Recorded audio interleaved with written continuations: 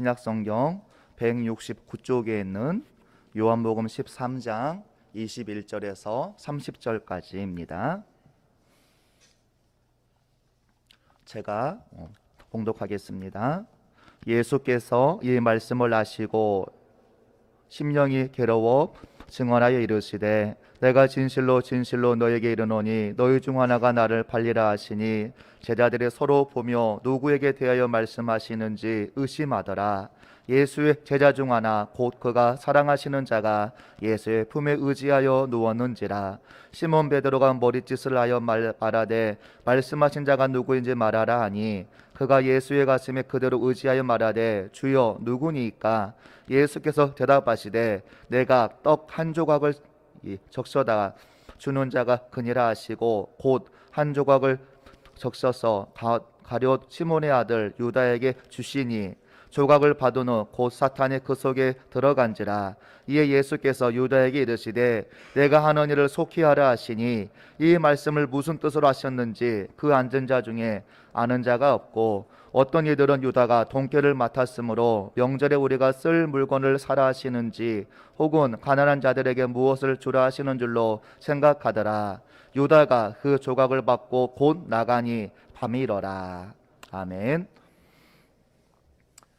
이제 오늘은 예수님의 12 제자 가운데 마지막 가룟 유다에 대한 이야기입니다. 오늘 말씀의 제목을 그래서는 배신한 사도 가룟 유다라고 제목을 지었습니다. 지금 이제 다니엘 기도회가 계속 이제 진행 중에 있습니다. 어떻게 많은 은혜들을 받고 계십니까? 예, 강사님 한 분 한 분의 말씀이 귀한 은혜로 다가옵니다. 또 시편 107편에 있는 고백처럼 우리 사모하는 영혼에게 만족함을 주시고 줄인 영혼에게 좋은 것으로 채워주신 하나님의 은혜가 다니엘 기도를 통해서 많은 은혜를 받으시고 또 우리가 특별히 가정에서보다는 가급적이면 교회에 오셔서 더 마음껏 찬양하시고 같이 기도해 주시면 감사하겠습니다. 저희가 부흥회를 올해도 못하지만 제가 다니엘 기도회를 통해서 우리의 게을러지고 우리 나태해진 영적인 신앙을 다시 한번 회복하고 또 우리에게 다가온 많은 어려움들을 우리가 회복하고 해결받고 또 우리 성전 이주의 모든 과정에도 하나님의 함께 하심을 통해서 하나님의 일하심을 체험하는 귀한 시간이 될 수 있기를 간절히 바라겠습니다. 네, 저도 다니엘 기도가 끝나면 그날 이제 저녁에 가서 자기 전에 그날 말씀을 다시 한번 묵상하며 제가 이렇게 카톡에다 정리했다가 다음날 이제 새벽 예배 끝나면 제가 교회 카톡방에 올리고 있습니다. 여러분들도 한번 그냥 듣고 끝나면 그냥 그것으로 끝나고 한 번 더 주무시기 전에 한 번 더 묵상하고 나에게 주시는 도전과 우리 메시지가 무엇인가 한 번 더 귀를 기울이시면 감사하겠습니다. 특별히 이제 자녀들을 이제 두신 분들은 차길용 우리 대표님께서 두 가지 기도문을 제가 어제 교회 카톡방에 올려 놓았습니다. 공부를 시작하기 전에 하는 기도문과 우리 자녀를 위한 이 기도문 이 두 가지를 잘 읽어보시면 많은 도움이 될 것 같습니다. 우리가 비열한 이 배신자의 우리가 대표적 인물을 우리가 성경에서 뽑으라면 누가 떠오르십니까? 아마 대부분의 많은 사람들이 가룟 유다를 생각할 것입니다. 그래서 오늘날 이 유대인들은 물론이고 기독교 문화권에서는 이 자녀들에게 유다라는 이름을 쉽게 이제 짓지 않습니다. 그러나 가룟 유다가 태어날 당시만 하더라도 유다라는 이름은 이제 명예스러운 이름이었습니다. 왜냐하면 이 유다 민족 가운데 가장 위대한 애국자 중에 누가 있었냐면 열심당원, 우리가 지난주에 살펴보았던 열심당원의 기원을 이루었던 유다 마카비라는 가문이 있었기 때문입니다. 또 우리가 이 성경에도 유다라는 이름이 여러 사람이 나옵니다. 야곱의 네 번째 아들로서 예수님의 조상이 되었던 유다 지파를 이루었던 유다가 있고 예수님의 제자 가운데도 다데오 유다가 있습니다. 또 예수님의 형제 가운데 이 유다서를 기록한 유다도 있습니다. 그래서 유다의 이름의 뜻이 뭐냐면 이 찬양이라는 뜻입니다. 그래서 이 좋았던 이 찬양이라는 유다의 이름이 가룟 유다의 배신을 통해서 이제는 유다하면 배신자, 도둑 또는 위선자라는 의미로 쓰여지게 되었습니다. 그래서 단테 우리가 신곡을 보면 지옥을 9단계로 나눴는데 가장 마지막 9번째 단계에 누가 있었냐면 누가 있었죠? 그 구곡의 이제 충격적인 장면을 묘사하는데 그것이 바로 악마 루시퍼가 배신자였던 이 브루투스와 가룟 유다를 입에 물고 있다라고 얘기합니다. 그 지옥은 이제 얼어붙은 강 안에 배신자들이 몸을 강에 담그고 목만 얼음 위로 내놓은 모습으로 묘사하고 있습니다. 그 중에서 가룟 유다의 형벌에 대해서 묘사하기를 저기 저 위에서 가장 큰 벌을 받고 있는 사람이 바로 가룟 유다인데 그의 머리는 루시퍼의 입안에 있고 그의 다리와 몸은 밖으로 빠져나와 있다라고 묘사할 정도입니다. 오늘 말씀의 내용이 우리 주보에 칼럼란에 있으니까 같이 우리가 참고하면서 말씀을 들으면 감사하겠습니다. 우리 유다의 이름과 배경을 보면 이름은 유다, 그의 뜻은 이제 찬양이라는 뜻입니다.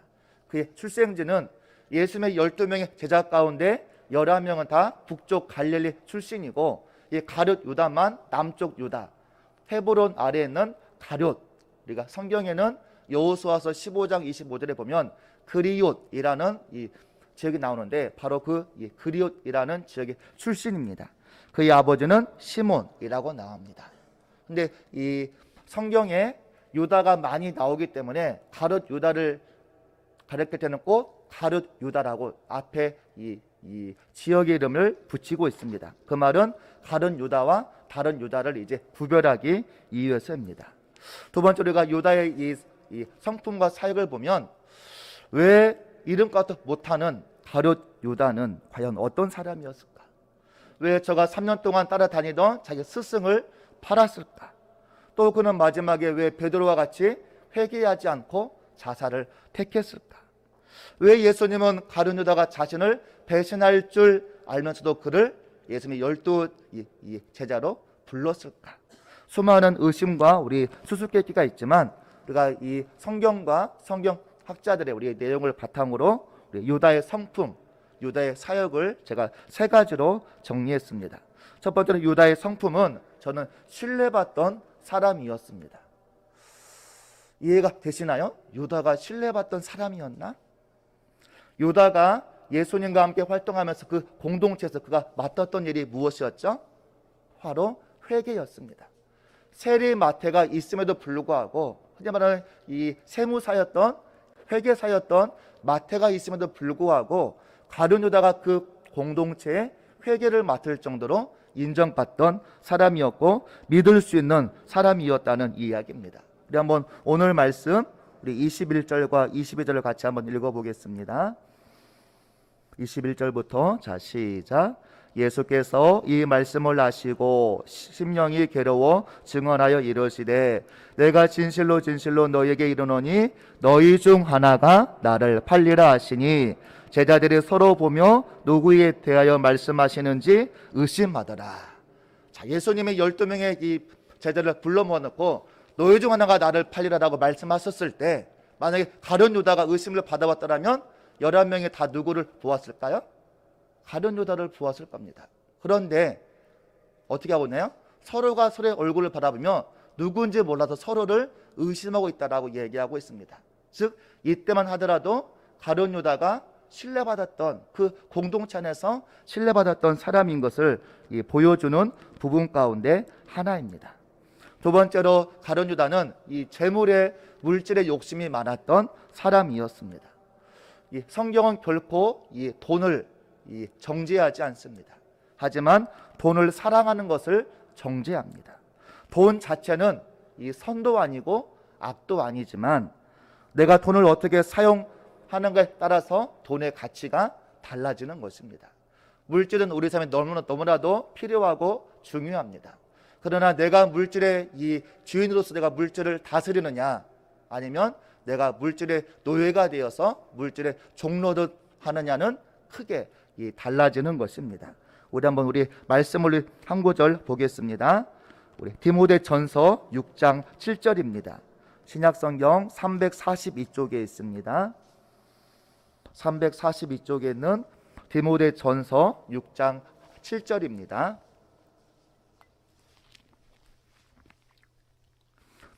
신약성경 342쪽에 있는 디모데전서 6장 우리 7절부터 우리 같이 읽겠습니다.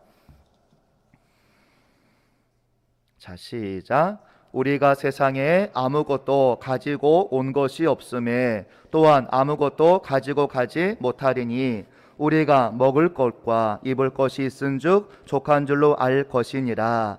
부하려 하는 자들은 시험과 올무와 여러 가지 어리석고 해로운 욕심에 떨어지나니 곧 사람으로 파멸과 멸망에 빠지게 하는 것이라. 돈을 사랑함이 일만하게 뿌리가 되나니 이것을 탐내는 자들은 미혹을 받아 믿음에서 떠나 많은 근심으로써 자기를 찔렀도다. 아멘. 뭐라고 나와 있습니까? 우리가 세상에 아무것도 가지고 온 것이 없는 것처럼 아무것도 가지고 갈 수 없으니 너희가 먹을 것과 입을 것이 있으면 족한 줄 아는 자족의 은혜에 대해서 이야기를 하고 있습니다. 그러나 돈을 사랑하면 일만하게 뿌리가 된다라고 말씀하고 있습니다. 그런데 유다는 요한복음 12장에 보면 어떤 사건이 나오냐면 마리아가 향유 한 옥합을 예수의 머리에 붓는 사건이 나옵니다. 이때 이 모습을 본 가룟 유다가 뭐라고 말했을까요? 다시 우리 본문으로 우리 돌아오면 요한복음 12장 우리 5절을 한번 같이 읽어보겠습니다.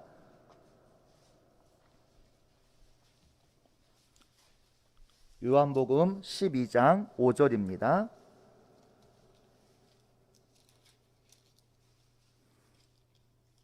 자, 시작.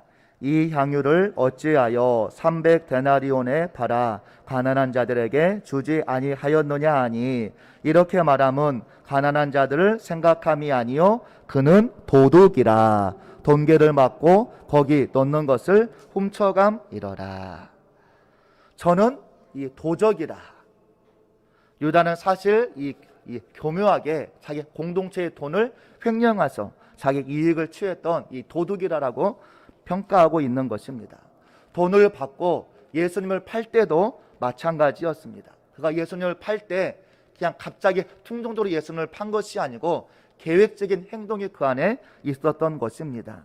마태복음 26장 14절 이하에 보면 12 중에 하나인 가룟 유다라 하는 자가 대제사장들에게 가서 말하되 내가 예수를 너희에게 넘겨 주리니 얼마나 주려느냐 하니 그들이 은 30을 달아 주거늘 그가 그때부터 예수를 넘겨줄 기회를 찾더라. 가룟 유다가 대제사장 가서 내가 예수를 팔면 얼마를 주겠냐고 물었더니 은 30을 말하자 그때부터 가룟 유다가 예수를 팔 이 기회를 보고 있다라는 이야기입니다.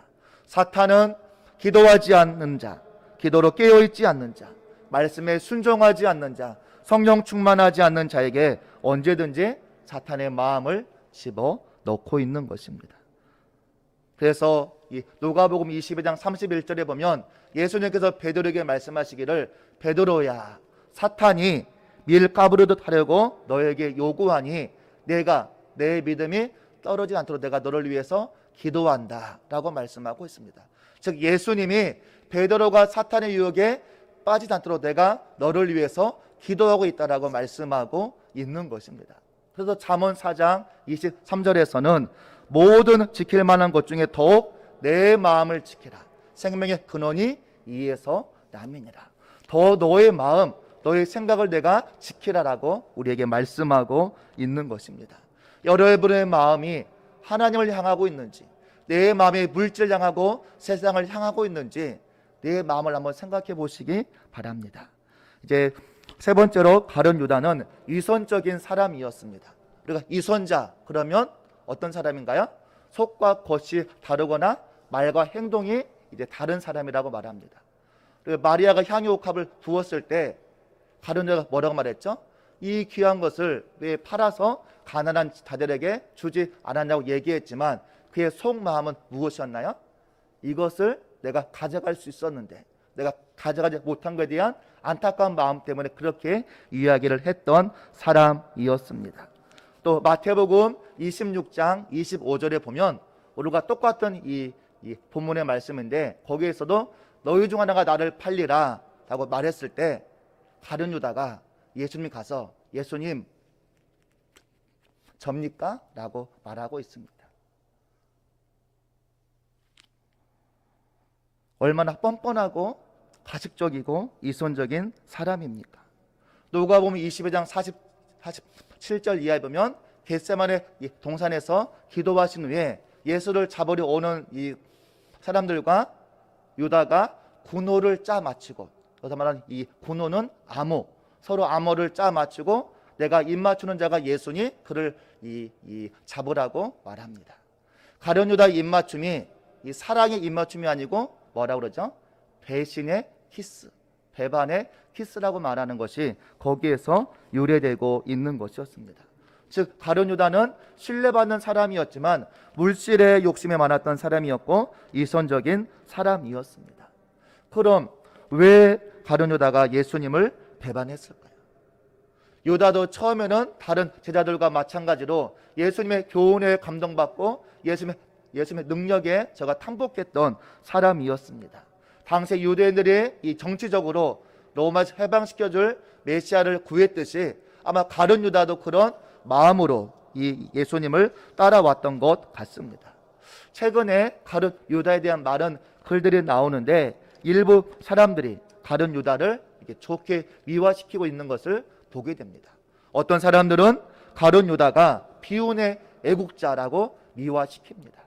즉 유다는 정말로 예수님을 사랑하고 예수님을 따랐는데 예수님이 다른 데로 갔다라는 이야기입니다. 즉 정치적으로 이스라엘을 로마에서 해방시켜준 사람이 되지 않고 뜬금없이 원수를 사랑하라. 아니 우리 민족을 지배하고 하나님의 성소를 더럽히는 저 로마인들을 우리가 어떻게 이해하고 사랑할 수 있습니까?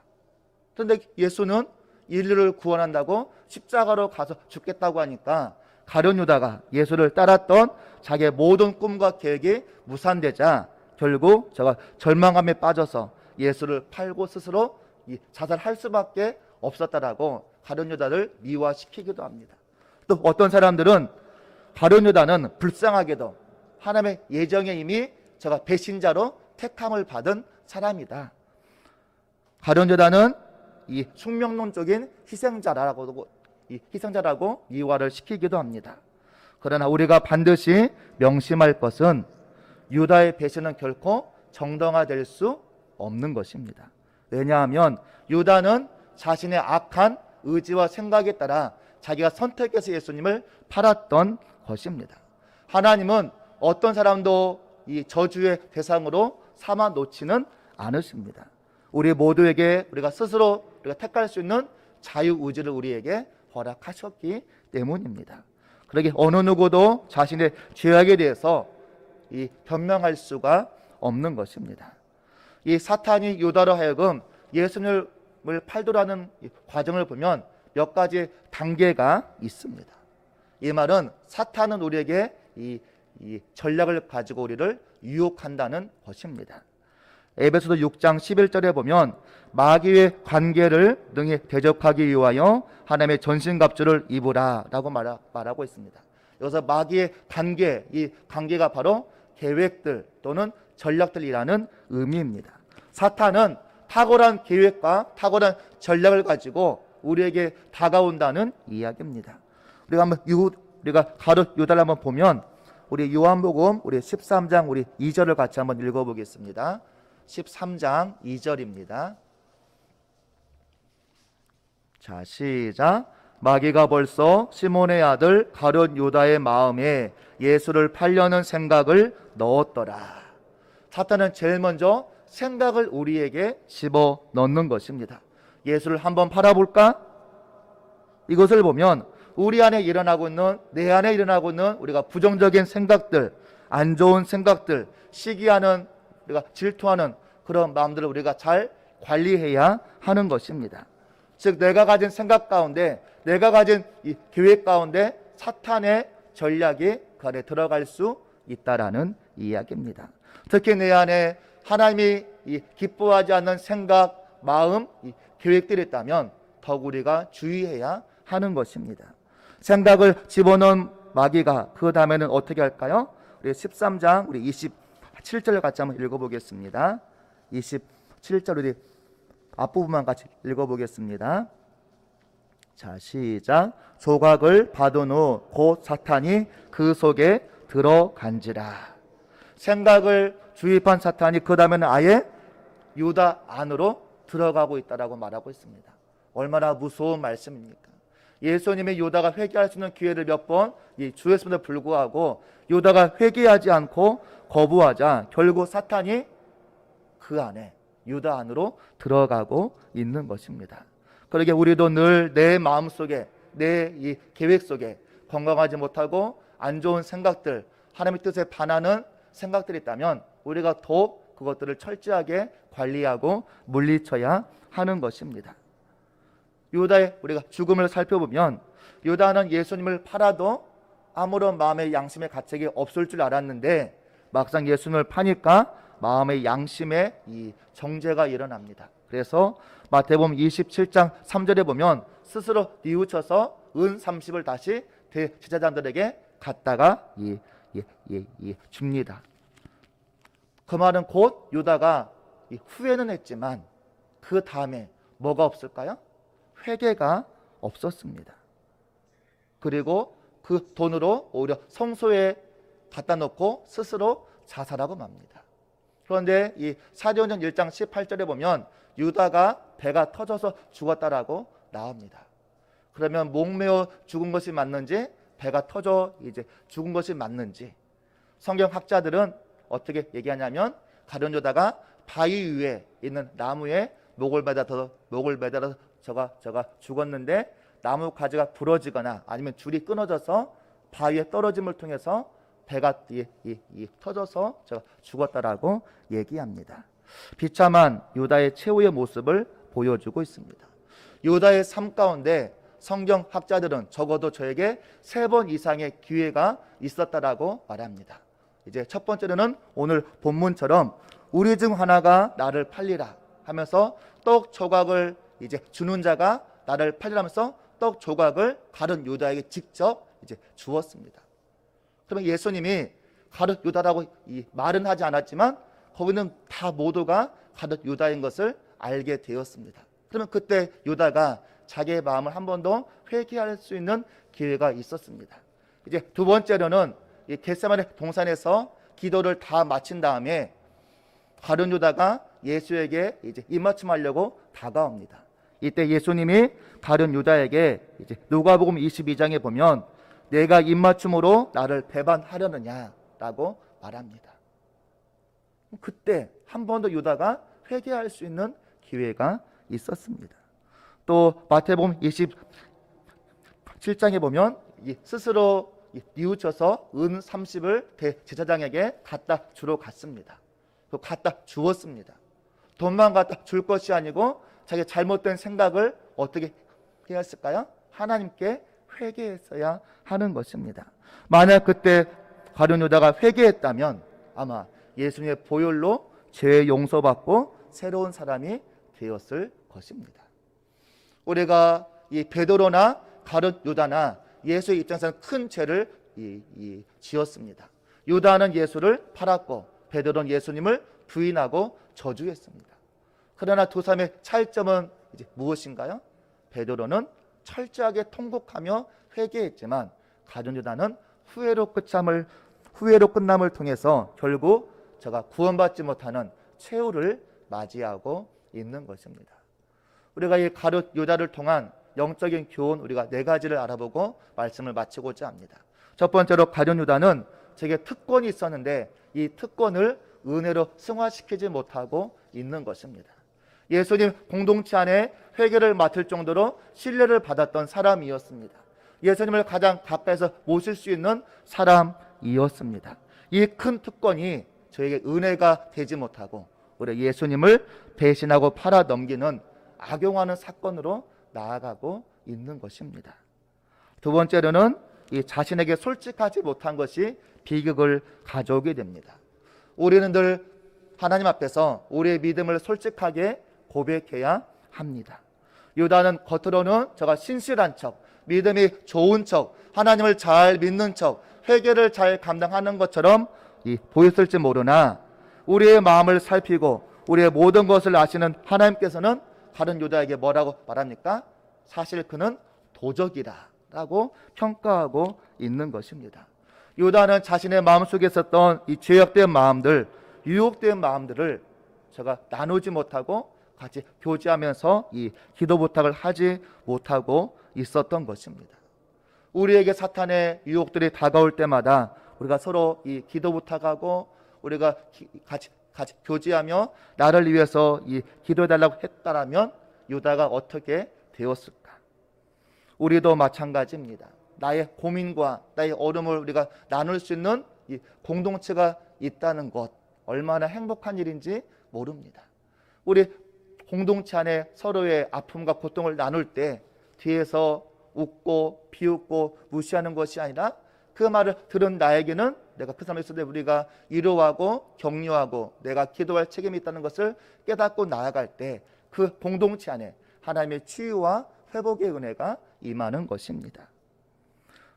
이제 세 번째로는 중요한 말인데, 이 시대에도 우리도 얼마든지 다른 유다가 될 수 있다라는 말입니다. 유다가 처음에 제자로 부름을 받았을 때는 믿을 수 있는 사람, 신뢰했던 사람, 누구 못지않게 예수님을 잘 따라갔던 사람이었습니다. 근데 어느 날 그가 욕심이 생기고 이 불순한 생각에 사로잡히자 사탄의 도구로 전락하고 말았던 것입니다. 예수님께서 왜 처음부터 유다가 자기를 배신할 줄 알면서도 제자로 택했을까? 그 이유가 무엇이었을까요? 성경학자들은 이렇게 말합니다. 후대에 생겨날 교회 공동체 안에 얼마든지 유다와 같은 사람이 생길 수 있음을 너희가 깨달으라는 교훈을 주기 위함이다 라고 이야기를 합니다. 우리 안에 유다는 얼마든지 있을 수 있고 내가 유다가 될 수 있다라는 이야기입니다. 늘 우리가 영적으로 깨어서 우리의 마음을 지키고 우리의 생각을 지키고 하나님께로 우리가 나아가지 않으면 나도 모르게 언젠가 유다와 같은 사탄의 유혹에 빠질 수 있다는 것을 우리들에게 보여주기 위함이라고 이야기를 하고 있는 것입니다. 이제 마지막으로는 세상의 어떤 악한 것도 하나님의 계획을 막을 수는 없다라는 이야기입니다. 세상의 그 어떤 것도 하나님의 섭리, 하나님의 계획은 막을 수 없습니다. 우리 하나님은 유다와 같은 배신과 그의 악함까지도 활용하여서 하나님의 선을 이루어가고 하나님의 구원 계획을 이루어가고 하나님의 선한 뜻을 이루어 가시는 하나님인 것입니다. 가룟 유다의 생애는 우리에게 아무리 우리가 큰 은혜를 받아도 마음에 허점이 생기고 마귀가 그 안에 들어오면 마귀의 우리가 도구로 전락할 수밖에 없는 상태임을 우리들에게 보여주고 있습니다. 결국 유다를 향한 예수님의 최종 평가는 무엇입니까? 마가복음 14장 21절에 보면 차라리 태어나지 않았더라면 더 좋을 뻔한 사람이라는 최후의 평가를 받습니다. 만약 여러분들이 주위 친구들이 야 너는 차라리 안 태어난 게 더 나을 뻔했다는 말을 들으면 여러분의 마음이 어떻겠습니까? 우리가 하나님 앞에 섰을 때 하나님께서 야 내가 너를 보낸 것이 나의 실수였다라고 말한다면 어떻겠습니까? 우리의 삶이 하나님 보시기에 내가 지금 어떤 믿음의 삶을 살고 있는가 우리가 늘 생각해야 하는 것입니다. 그래서 하나님은 늘 우리가 나의 믿음이 어떠한가 늘 살펴보라고 얘기합니다. 우리 말씀을 한 군데 보고 우리의 말씀을 마치겠습니다. 고린도 후서 13장 5절입니다. 301쪽에 있습니다. 고린도 후서 13장 5절입니다.